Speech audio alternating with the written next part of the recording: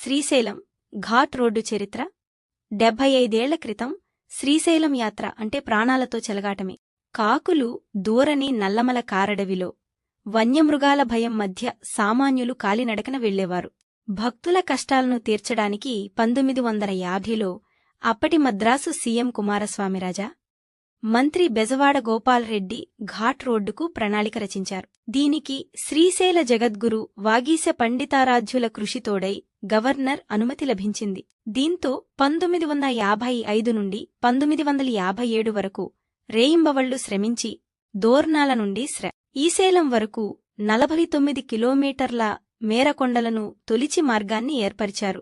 దాదాపు 70 లక్షల వ్యయంతో నిర్మించిన ఈ ఘాట్ రోడ్డుమ 1957 నవంబర్ 24న నాటి ఆంధ్ర సీఎం నీలం సంజీవరెడ్డి, సీఎం నిజలింగప్ప చేతుల మీదుగా ప్రారంభించారు.